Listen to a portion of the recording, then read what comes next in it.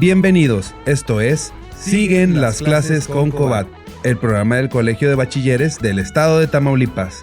Comenzamos. Bueno, muy buenas tardes, jóvenes estudiantes del Colegio de Bachilleres. Es un gusto para mí estar el día de hoy aquí con ustedes en esta clase. El día de hoy vamos a estar abordando un tema muy importante de la asignatura de Historia de México 2. Antes de iniciar, me presento. Mi nombre es José Luis Ustaita López. Soy jefe de materia del campo disciplinar de Ciencias Sociales.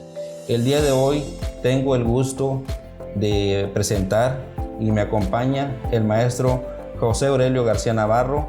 Él es docente del CEMSADES 01 de Villa de Casas. Maestro, un placer estar aquí con usted, maestro, que me acompañe en esta clase de Historia de México 2.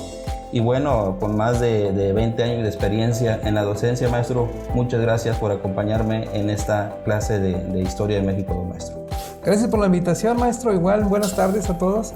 Esperamos que este tema sea fácil de comprender y que veríamos los puntos más importantes de cada uno de los gobiernos. Así es.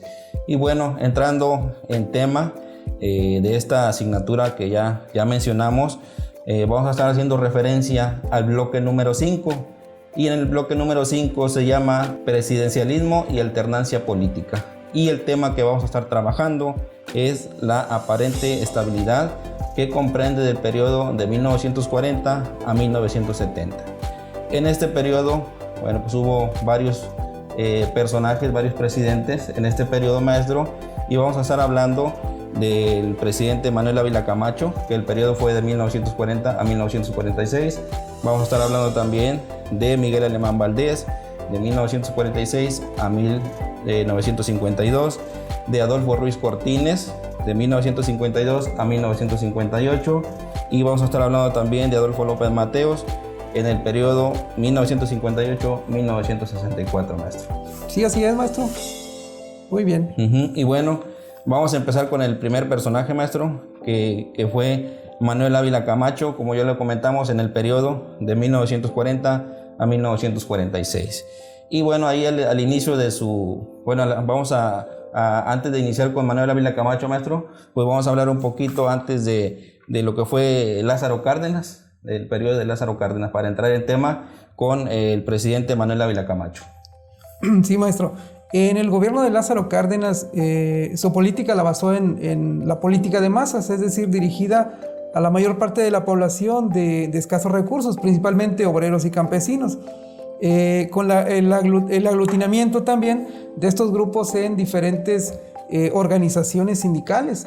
Entonces, la situación que marca aquí el inicio en el final ya del gobierno de Lázaro Cárdenas, pues es la expropiación petrolera en 1938, que trae pues consecuencias a nivel internacional, principalmente con Estados Unidos. Y que ahí estaba en auge la Segunda Guerra Mundial, maestro, ahí también al inicio al final del periodo de este presidente. Sí, recordemos que la Segunda Guerra Mundial comienza en 1939 en Europa, entonces también esto quitó un poquito más la atención de Estados Unidos hacia México en relación con la expropiación petrolera, ya que vio pérdidas pues económicas, sobre todo en el aspecto del petróleo que comercializaba principalmente Estados Unidos y que fue un recurso muy importante durante este proceso de la guerra. Así es, ese fue al término del periodo del presidente Lázaro Cárdenas, y ya entramos al periodo del presidente Manuel Ávila Camacho, ¿verdad? Que hay algunas situaciones al inicio de su gobierno, fue precisamente la expropiación petrolera que provocó la molestia de Estados Unidos.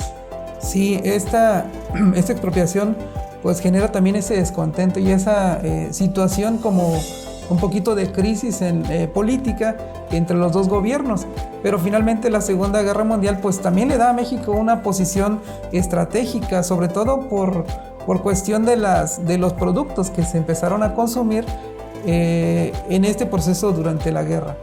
Así es, y las condiciones creadas por la Segunda Guerra Mundial hicieron que México concentrar sus vínculos económicos y políticos. Sí, principalmente Estados Unidos. México se convirtió en un exportador de materias primas a Estados Unidos. Así es. Y dice también la cooperación en diferentes rubros y se firmaron acuerdos importantes, entre los que destacan algunos acuerdos muy importantes, maestro, en este periodo. Sí, principalmente la deuda externa que se reestructuró era una situación que pues provocaba también esa tensión, porque Estados Unidos no reconoció al principio el gobierno de Manuel Ávila Camacho. Entonces esa reestructuración pues permitió ya establecer acuerdos. También Estados Unidos otorgó créditos a México para construir carreteras y modernizar los ferrocarriles. Así es, maestro. Ahí con este otorgamiento de estos créditos se utilizaron precisamente para eso, ¿va? Para la construcción de nuevas carreteras y la modernización de los ferrocarriles, que era una necesidad para darle mantenimiento a esta modernización de los ferrocarriles. Sí, también se financió la compra de equipo militar. México carecía también de un armamento y que, bueno, fue uno de los acuerdos también. Aparte de renegociar la deuda, también crearon un programa llamado un programa Bracero. Este programa Bracero, muy importante. Sí, este programa fue creado con la finalidad de que los campesinos de México tuvieran ese permiso que les otorgó Estados Unidos para trabajar principalmente en el campo, ya que durante este proceso de la guerra muchas personas que trabajaban en este sector pues tuvieron que participar en la guerra. Entonces ese programa Bracero era para sustituir la mano de obra en el campo en Estados Unidos. Y por eso crearon esa comisión mixta de cooperación económica que ayudó también a establecer como un equilibrio entre las dos potencias o dos naciones en cuestión económica. Así es, maestro. Sí, por eso se creó lo que es el programa Bracero, como usted ya lo comentaba, porque en ese momento pues Estados Unidos tiene una participación importante en la Segunda Guerra Mundial y tenía mucho personal, mucha gente de su país participando en esta guerra, y por eso crean este programa de Bracero, porque México está apoyando con la mano de obra, ¿verdad? Para seguir generando ahí la situación económica en Estados Unidos. Sí, sobre todo porque en la guerra pues se consume principalmente pues los alimentos que son básicos, el petróleo, también en las fábricas pues también la cuestión de la elaboración de armamento, de máquinas, equipos que necesita. Entonces muchas personas pues tuvieron que trabajar dentro de las fábricas, pero descuidaban el campo. Entonces ese fue el acuerdo que se firmó entre Estados Unidos y México, ese programa Bracero. Así es. México entró a la Segunda Guerra Mundial, maestro, en el periodo de 1942. Y que se creó una política de unidad nacional, donde el Partido de la Revolución Mexicana fue uno de los promotores de esta estrategia. Sí, uno de los submarinos alemanes hundió un barco en el Golfo de México, dos barcos. Dos buques de petróleo que eran el Faja de Oro y Potrero de Llano, así se llamaban esos barcos. Y México pues ve lastimada su soberanía, entonces México también le declara la guerra a Alemania. Ese partido de la Revolución Mexicana, recordemos que es el único partido que propuso solamente un presidente, solamente un presidente ejerció a través de ese partido, el de la Revolución Mexicana. Entonces los promotores de esa estrategia, que fue una estrategia tanto de los empresarios, de la gente, de formar o darle ese nombre a esa política de Ávila Camacho, la de unidad nacional, es decir, todos decididos a establecer una estrategia. En caso de que la guerra se generalizara, bueno, pues era momento de unir fuerzas, tanto clases obreras, campesinas y empresarios y el mismo gobierno. Entonces esa política fue muy buena, pero la prensa, sobre todo la radio, fue un papel muy importante lo que fue la prensa, ¿sí? Más como lo comenta, y bueno, principalmente tuvo la participación en lo que fue la radio. Sí, una de las... Bueno, es que en ese tiempo pues la radio tenía un papel muy importante, sobre todo como un medio de comunicación más a la mano de la gente. Así es. Y ahí también en este periodo, maestro, hablamos de lo que son la política de modernización industrial. Dice que después de la Segunda Guerra Mundial, México puso en marcha una política de sustitución de importaciones apoyada en tres ejes muy importantes. Sí, después de la Segunda Guerra Mundial, pues lógico, terminan las actividades dependientes de Estados Unidos. Es decir, Estados Unidos dependía de muchos factores, sobre todo de materias primas de México. Pero al momento en que termina la guerra, Estados Unidos ya no necesita esas materias primas, porque ellos mismos las producen. Entonces, el gobierno adopta ahora una política que se llama sustitución de importación, es decir, ya no dejar entrar productos de Estados Unidos para proteger también la economía interna en México. Entonces, se fortalece principalmente en esos tres ejes, que son la industria nacional, apoyada mediante subsidios por parte del Estado, y también pues contener la inflación. Era uno de los objetivos, es decir, no aumento de precios, pero también fijar una política monetaria, es decir, que el peso estaba muy, muy alto, el tipo de cambio, es decir, demasiado alto, y también decidieron no aumentar los salarios, es decir, como una manera de presionar para que tanto los extranjeros no enviaran productos que iban a salir más caros, bueno, en este caso, exportarlos a México, porque México iba a cobrar más en las aduanas. Entonces, también los salarios, pues, también fueron castigados. Entonces, sí, se mantuvieron ahí el salario, ¿verdad? Así es.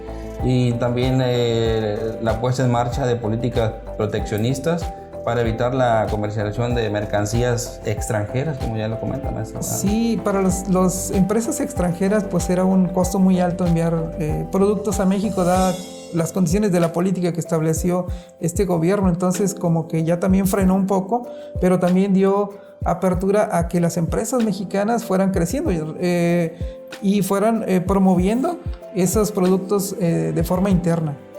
Sí, y eso es lo que nos comprende el periodo de 1940 a 1946, maestro, con este presidente de nuestro país. Sí. Y ahí pasamos al segundo periodo de este tema, que es Miguel Alemán Valdés, que comprende de 1946 a 1952.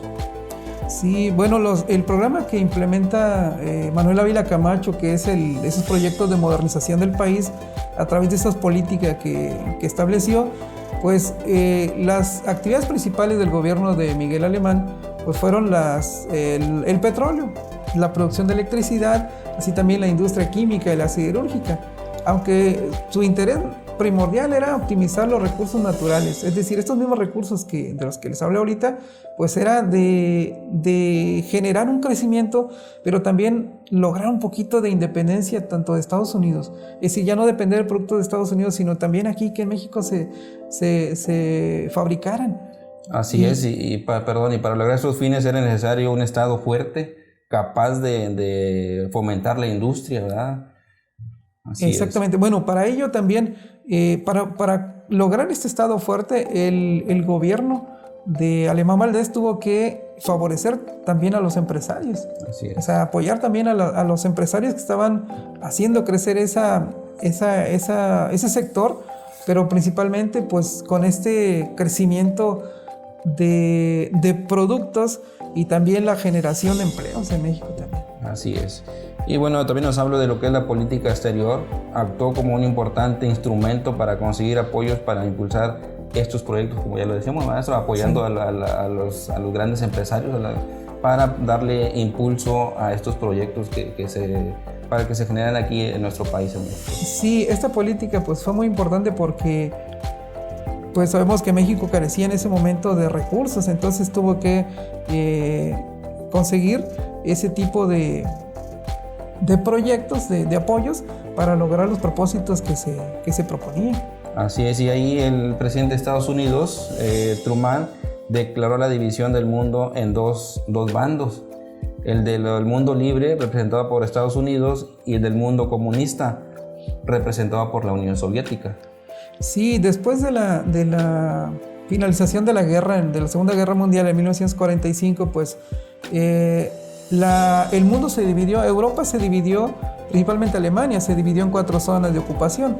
Entonces ahí es donde se da ese rompimiento de los grupos que lucharon contra la política establecida por el nazismo. Entonces de ahí surge esa separación de estos dos grupos que se convierten más adelante en dos grupos antagónicos, que son el capitalismo y el socialismo. Y entonces aquí el presidente Harry Truman pues ya da una identidad de lo que sería la llamada Guerra Fría.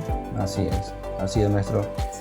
Y en 1948 se firma un tratado, maestro, el Tratado Interamericano de Asistencia Recíproca. Ahí se firma el tratado. Sí, Estados Unidos vio una amenaza al comunismo aquí en América, entonces criticaba principalmente al comunismo, y para ello hizo a los países latinoamericanos o interamericanos que firmaran ese acuerdo de asistencia en caso de que el comunismo llegara, o que en este momento la URSS llegara a través de los partidos políticos a algún país, pues se ejerciera una presión hacia esos países, pero también en casos de una guerra, pues para eso era ese tratado internacional. Así es, maestro. Y nos habla también, en el caso de México, el anticomunismo cobró fuerza y se inició una campaña de persecución política afectando a todos los grupos de izquierda. Sí, en México este gobierno, presionado por Estados Unidos, pues dio un cierre total a lo que era el comunismo, aunque se formaron grupos, pero también este gobierno persiguió a muchas personas, tanto por sus ideas de izquierda, aunque no fueran comunistas. Entonces esta política fue muy dura para estos grupos que se iban formando con ideas del comunismo. Así es, y dentro de esta relación de México con Estados Unidos destacan 4 rubros muy importantes, maestro.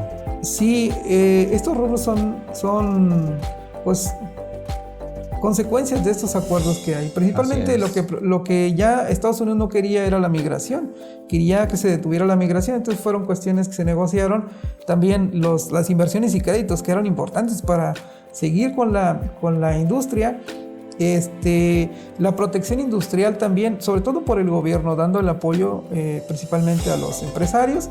Y el otro, perdón, maestro, el que seguimos con el programa Bracero, ¿verdad? También muy importante, donde aquí como Estados Unidos ya no ocupaba la mano de obra de los mexicanos, ahí empezaron una serie también de conflictos y afectaciones hacia la gente que estaba trabajando ahí, como lo llama el programa Bracero, ¿verdad? Sí, así es, maestro. Muy bien. Muy bien. Y también aquí en este periodo, maestro, hablamos de la política de sustitución de importaciones y crecimiento urbano, ¿verdad? A raíz de estos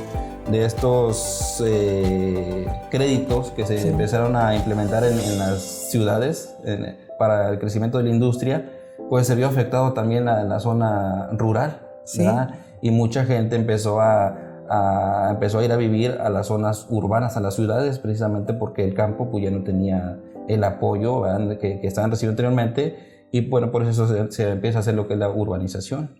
Sí, exactamente, pero creo que la situación en el campo era difícil, entonces al no haber fuentes de empleo, pues mucha gente migró a la ciudad, que esto causa pues esa que llama la explosión demográfica, que también trae consecuencias, pues ahorita más adelantito los vamos a ver.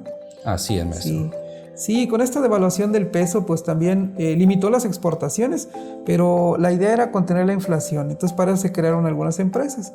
El gobierno también continuó favoreciendo a los empresarios, así como lo hizo Ávila Camacho y Miguel Alemán, también se les condonaron muchos impuestos. Así es, puso en práctica una serie de licencias y prohibiciones de importaciones para varios productos precisamente en esta política de restricción de importaciones. Sí, esta política pues eso era, precisamente sustituir los productos que venían del extranjero. Entonces impone altos impuestos para ciertos productos y entonces pues se dan esas prohibiciones en la importación. Es decir, aquí comienza también otra situación que se genera también de esta misma política, que son el contrabando de productos en México, de Estados Unidos a México. Entonces también es otro problema que surge después de esta política implementada. Así es, maestro. También el Nacional Financiera juega un papel determinante en la política implementada para desarrollar la industria. Sí, Nafinsa es una institución que otorgaba créditos a los empresarios. En este caso, pues, a los empresarios que querían ya fuera ampliar o modernizar su empresa, su fábrica, valga la redundancia, y crear esos apoyos también para la generación de empleos y también para ¿cómo podríamos llamarle? La distribución de esos mismos productos que se elaboraran aquí en México. Así es, maestro. Así es. Desde el final de la década de 1940, el crecimiento urbano provocado por la industrialización, lo que comentaba hace un momento, ¿verdad?, ocasionó el abandono del campo, generando otros problemas como escasez en la vivienda, falta de servicios básicos y el suministro de agua, entre otras problemáticas. Sí, esta generación de empresas o de la industria en las ciudades, pues fue una ventaja también para la gente que vivía en el campo. Decidió emigrar por las condiciones de carencia en las que vivían en el campo. Entonces, pues este crecimiento demográfico en las ciudades, pues trae problemas también.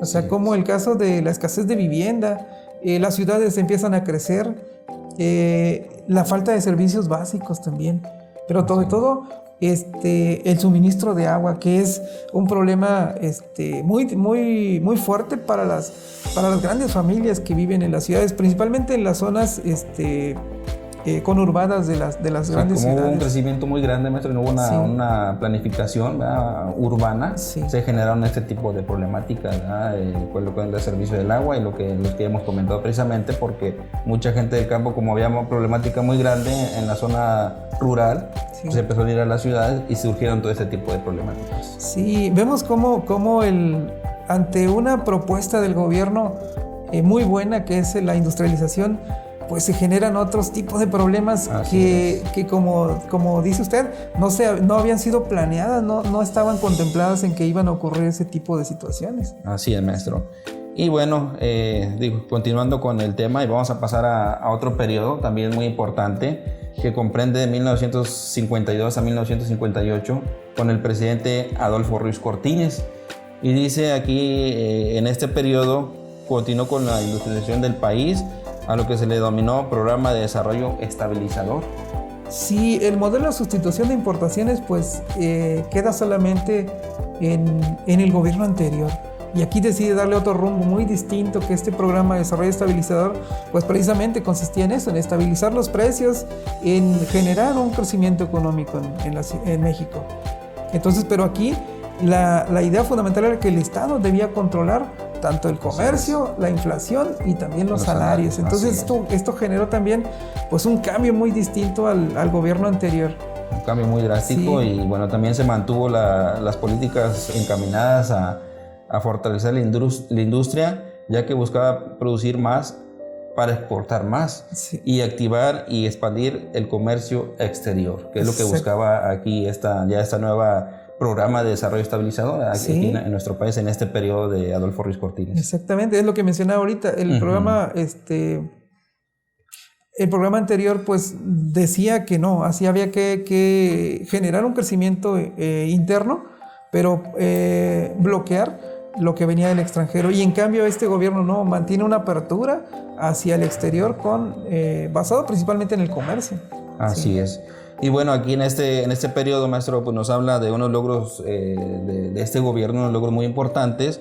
Y bueno, es una serie de logros que vamos a estar platicando ahorita, ¿verdad? Y dice, realizó importantes obras de impacto social. Esas fueron algunas de las obras que se estuvieron realizando en estos logros de este periodo del gobierno. Sí, yo creo que uno de los aspectos más importantes fue el impulso de la creación de escuelas rurales. Ese era necesario. Así ya las escuelas estaban solamente la mayor parte en las ciudades, en zonas como pueblitos o ciudades grandes, pero el campo prácticamente no tenía acceso a la educación. Entonces esa creación de escuelas rurales pues es una ventaja también y un acierto del gobierno. Así es, fundó el Instituto Mexicano de la Vivienda también, precisamente por la problemática que existía de la urbanización, ¿verdad? Se crea también este Instituto de la Vivienda. Sí, en este tiempo también pues existen diferentes tipos de enfermedades que vienen principalmente pues del exterior. Entonces el paludismo era un problema de salud y el gobierno pues implementa una campaña para poder erradicar a través de la vacunación pues principalmente de los niños. Y un logro muy importante, maestro, que también ahí fue un parteaguas en nuestra historia, otorgó el voto universal a las mujeres, y fue en el periodo de 1955, también un logro muy importante. Sí, este voto universal creo que es una apertura a la democracia en México, sobre todo porque pues el hombre solamente de 1955 hacia atrás, la mujer no tenía participación, no podía emitir su opinión. Entonces el gobierno en 1953 hace esta propuesta, y hasta 1955 se da el voto. En esas elecciones, el 3 de julio de 1955, se da el primer voto ya de la mujer. Y es una ventaja muy grande, sobre todo porque pues, México carecía de esa equidad de género que pues, marca también una diferencia que no debe existir. Así es, y le decía que fue un logro muy importante, porque a la fecha, ahorita ya se habla de una equidad de género muy importante, ahorita en estos periodos nuevos, en estos años, ¿verdad? Sí. Y bueno, también otro de los logros muy importantes, dice que impulsó especial interés en generalizar el abasto popular de alimentos, que fue otro logro también muy importante en este periodo. Sí, bueno, esto se pretendía lograr a través del apoyo a los campesinos, ¿verdad? Para la generación de estos productos. Así es, maestro. También estamos hablando, maestro, vamos a hablar aquí un poquito de las manifestaciones al final de su gobierno, ¿verdad? También hubo ahí una serie de conflictos, porque Polilla él iba de salida, y se empezaron a generar una serie de conflictos, precisamente porque él iba a salir y ya hubo un gobierno entrante y se generaron un tipo de conflictos que aquí vamos a estar hablando un poquito acerca de ellos, ¿verdad? Sí, en 1956 pues hubo un movimiento magisterial, es una demanda por el incremento salarial que pedían los maestros, y esto generó también pues la separación de estos grupos de maestros o del magisterio de la organización de la CTM. Así es. Pero en 1958 pues hay otro movimiento magisterial también, al no tener las demandas cubiertas, y se junta con otra manifestación también, que son de los ferrocarrileros, también otro sector olvidado. Así es, un sindicato que se unió también a estas manifestaciones, porque era un sindicato que estaba totalmente desprotegido, maestro. Los trabajadores de este sindicato no tenían los servicios o las prestaciones, y precisamente como ellos ven pues un apoyo importante del Magisterio de los Maestros, pues este sindicato de ferrocarrileros se une precisamente para ellos también ser beneficiados con estos nuevos apoyos, ¿verdad? Que vamos a estar hablando ahorita un poquito más adelante. Sí, bueno, vimos primero la separación del movimiento del magisterio, de los maestros, pero también los ferrocarrileros también pues deciden salirse de esa organización. Así es, maestro. Y bueno, también en esta serie de manifestaciones hablamos también sobre los problemas de la sucesión presidencial. Sí, ese no siempre fue el problema del presidente saliente con quién iba a ser su sucesor. Entonces, estos problemas pues se dan dentro del mismo partido del PRI, es decir, de forma interna surgen siempre esos desacuerdos de quién sería el nuevo presidente. Así es, surgen esas problemáticas. Sí. Así es. Y bueno, pasando al siguiente periodo, maestro, y que es el último de este tema, que comprende de 1958 a 1964, con el presidente Adolfo López Mateos. Aquí nos comenta que inició su gobierno en medio de diversas movilizaciones, como ya lo comentábamos en el periodo anterior, ¿verdad? Sí. Para algunos grupos dentro del mismo partido, que era en ese tiempo el Partido Revolucionario Institucional. Sí. Ruiz Cortines se había alejado de los postulados básicos de la revolución.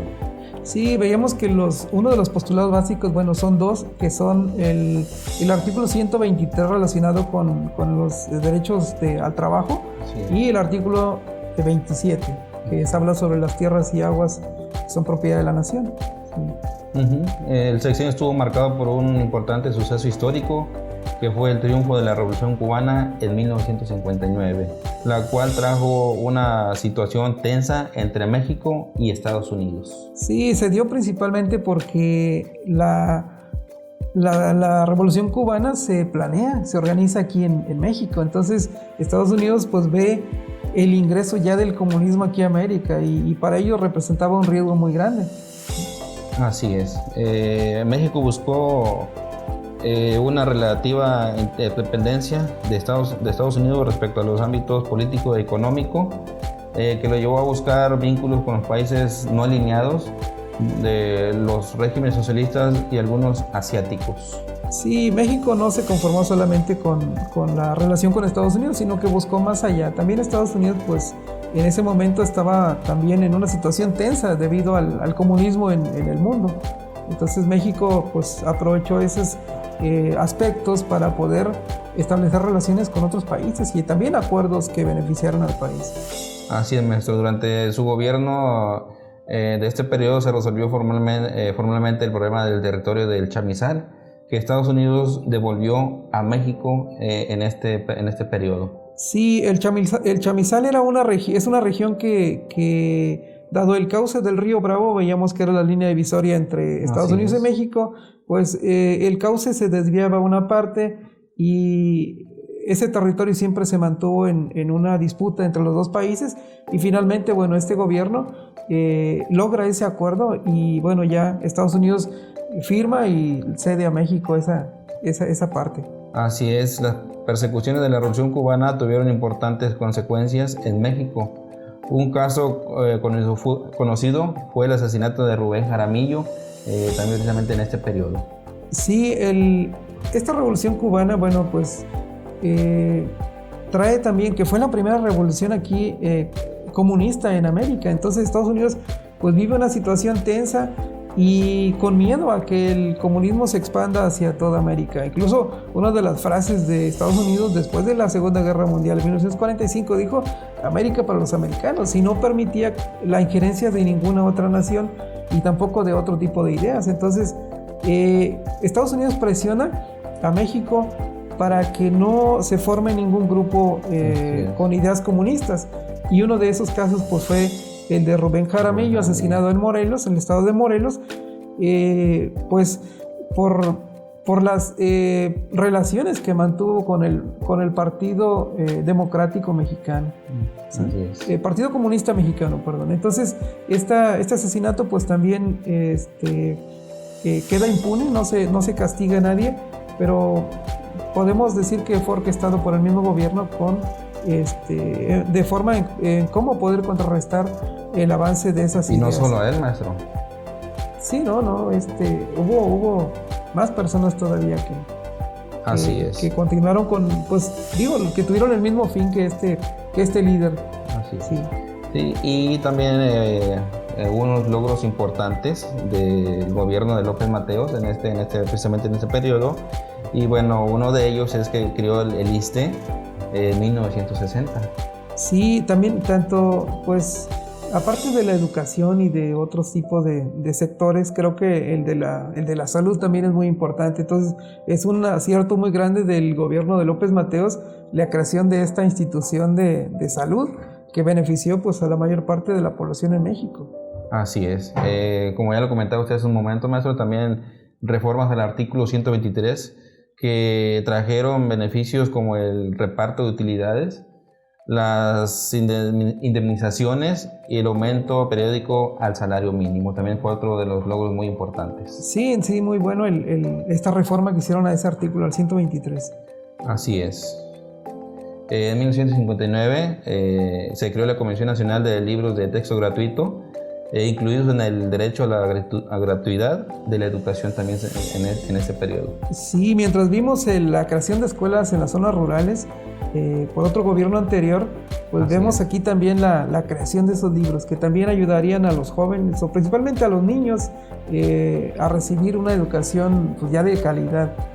Llamado esta comisión CONALITEG, así se llama, Comisión Nacional de Libros de Texto Gratuitos, que pues es un acierto muy grande. Todavía vemos que los niños de las escuelas del nivel básico pues todavía tienen estos beneficios actualmente en México. Así es, hasta ahorita vigente este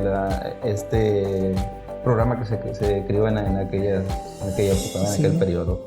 Y también en 1960 nacionalizó la industria eléctrica, facultad del Estado reflejada en el artículo 27 también. Sí, La nacionalización de la industria eléctrica también favoreció, principalmente porque ahora conocemos que es una empresa paraestatal, con esa modificación al artículo 27, pero también el gobierno prohibió las concesiones a particulares, y nadie podía más que el gobierno proporcionar la energía eléctrica en México. Así es, así como lo comentaba, estas concesiones podrían otorgar a particulares, ¿sí? Hay que dar este logro también muy importante.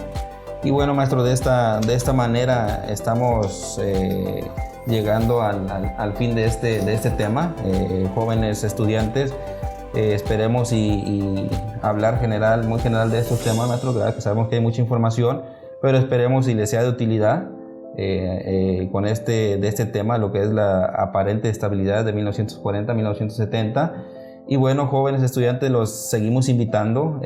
Ya vamos a iniciar la tercera secuencia, el tercer periodo. Los seguimos invitando a que se esfuercen, a que dediquen tiempo a realizar cada una de sus actividades.